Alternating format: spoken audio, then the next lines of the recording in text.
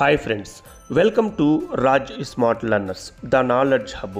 ఈ వీడియోలో మనము చాలా ఇంపార్టెంట్ విషయం గురించి మనం తెలుసుకోబోతున్నాం. అదేంటంటే కకోరి రైలు దోపిడీ సంఘటన. మరి కకోరి రైలు దోపిడీ సంఘటన ఎందుకు జరిగింది, ఎలా జరిగింది, ఇందులో ఎవరు పాల్గొన్నారు, రైలులోని సంపదను ఏ విధంగా దోచుకున్నారు, తర్వాత వీరిపైన బ్రిటిష్ వారు ఏ విధంగా కేసులు వేశారు, పూర్వాపరాల గురించి మనం ఈ వీడియోలో క్లుప్తంగా తెలుసుకోబోతున్నాం. తెలుసుకోబోయే ముందు మా ఛానల్ని ఎవరైనా సబ్స్క్రైబ్ చేయకపోతే తప్పకుండా సబ్స్క్రైబ్ చేయండి. కకోరి రైలు దోపిడీ గురించి తెలుసుకోవాలంటే కొంచెం చరిత్రను కూడా తెలుసుకోవాలి. బ్రిటిష్ పాలనకు వ్యతిరేకంగా స్వేచ్ఛా స్వాతంత్రం కోసం భారతదేశంలోని వివిధ వర్గాల వాళ్ళు బ్రిటిష్ వారికి వ్యతిరేకంగా పోరాడారు. ఇందులో వామపక్షాలు, సాయుధ పోరాట భావాలు కలిగినటువంటి వారు, మితవాదులు, అతివాదులు మరియు విప్లవకారులు కూడా పాల్గొన్నారు. సాధారణంగా భారత స్వాతంత్రోద్యమ దశను మితవాదుల దశ, అతివాదుల దశ, గాంధీ యుగంగా పిలుస్తారు. అయితే 1906 నుంచి 1920 వరకు కొనసాగిన జాతీయోద్యమ దశను సమరశీల జాతీయోద్యమంగా పిలుస్తారు. దీన్నే తీవ్రవాద జాతీయోద్యమం అనేటువంటి మరొక పేరుతో కూడా పిలుస్తారు. సాయుధ పోరాటం ద్వారా మాత్రమే బ్రిటిష్ పాలన అంతమందించవచ్చు అని నమ్మేవారే ఈ విప్లవ జాతీయవాదులు. బ్రిటిష్ సామ్రాజ్యవాదాన్ని, వారి సైనిక శక్తిని నిర్మూలించడానికి హింసాయుత విధానాలను అనుసరించారు. 1857 సిపాయిల తిరుగుబాటు తర్వాత బ్రిటిష్ ప్రభుత్వం అనేక హింసా విధానాలు, దమననీతి రాజకీయ పోరాట వైఫల్యం, అతివాదుల ఆతురత, విప్లవవాదుల వ్యక్తిత్వము, ఉగ్రవాద విజృంభణకు ప్రధాన కారణాలుగా పేర్కొనవచ్చు. బ్రిటిష్ పరిపాలనా యంత్రాంగాన్ని నిర్వీర్యం చేయడము, బ్రిటిష్ వారికి సహకరించిన భారతీయులను శిక్షించడం, బ్రిటిష్ వారిని హతమార్చడం, రహస్య సంఘాలను స్థాపించడం, బాంబువాదాన్ని అనుసరించడం వీరు చేశారు.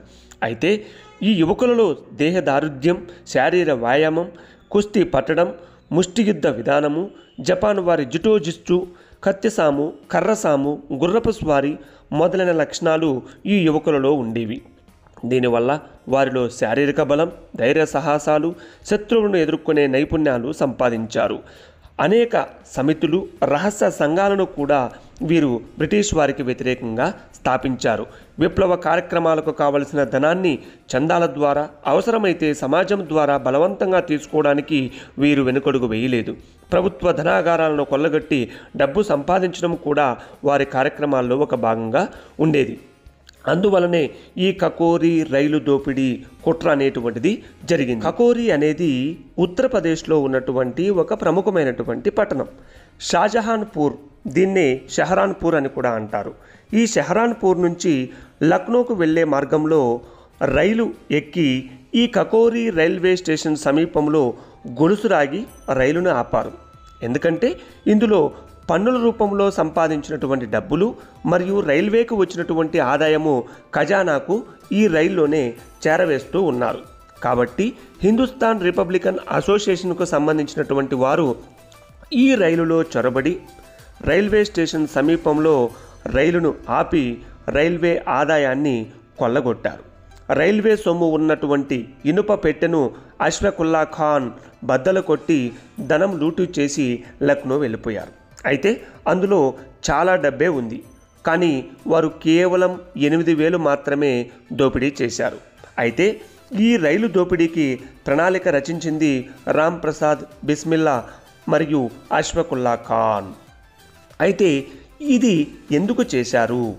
బ్రిటిష్ ప్రభుత్వానికి వ్యతిరేకంగా ఆయుధాలు కొనుగోలు చేయడానికి మరియు సాయుధ పోరాటాన్ని నడపడానికి ఈ సాయుధ పోరాట వ్యక్తులకు డబ్బు అవసరమైంది. అందుకే ఈ దోపిడీకి పాల్పడ్డారు.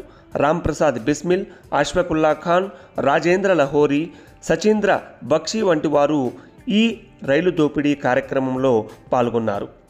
ఇది భారతదేశ స్వాతంత్రోద్యమంలో ఒక కీలకమైనటువంటి మలుపుగా చెప్పుకోవచ్చు. అత్యంత తక్కువ వ్యవధిలోనే రైలులోకి ఈ సాయుధ విప్లవకారులు ప్రవేశించారు. మొదటిగా గార్డును చంపేశారు. తర్వాత అక్కడున్నటువంటి సంపద పెట్టెను పగలగొట్టారు. అందులో నుంచి కేవలం 8,000 మాత్రమే తీసుకున్నారు. కారణం, వారికి కావలసినటువంటి ఆయుధాలు కొనుగోలు చేయడానికి మరియు విప్లవాన్ని నడపడానికి ఈ కొంత డబ్బు మాత్రమే వారు తీసుకోవడం జరిగింది. అందుకే ఈ దోపిడీకి పాల్పడ్డారు. అయితే ఈ 40 మంది అనుమానితులపై కేసు పెట్టారు. 1 సంవత్సరం పాటు విచారణ చేశారు. కొందరికి జైలు శిక్ష వేశారు, కొందరికి ద్వీపాంతరవాస శిక్షను విధించారు. దీనినే కకోరి కుట్ర కేసుగా వ్యవహరిస్తారు. అయితే 4 మాత్రము ఉరి శిక్ష విధించారు.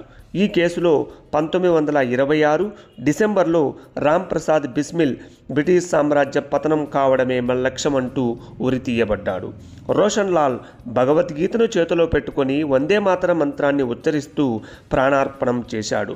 అష్ఫాకుల్లా ఖాన్ తన మెడలో ఖురాన్ను ధరించి నేను భారతదేశ విముక్తికై ప్రయత్నించాను, నా మరణంతో ఈ ప్రయత్నం అంతరించదు అని నినదిస్తూ ప్రాణాలర్పించాడు.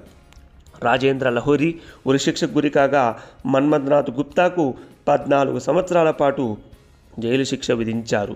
చంద్రశేఖర్ ఆజాద్ 1931 ఫిబ్రవరి 27న అలహాబాద్లోని పార్కులో పోలీసులకు దొరికిపోతూ తనను తాను కాల్చుకొని మరణించాడు. ఈ విధంగా దాదాపు 28 మందిపై ప్రత్యేక విచారణ జరిపి అనేక రకాలుగా బ్రిటిష్ వారు ఇబ్బంది పెట్టారు.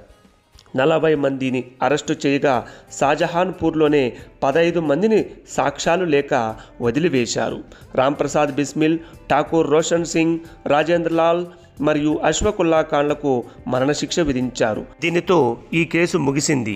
ఏది ఏమైనప్పటికీ భారతదేశ చరిత్రలో కకోరి కుట్ర కేసు ఒక అద్భుతమైనటువంటి గొప్ప సంఘటనగా చరిత్రలో నిలిచిపోయింది.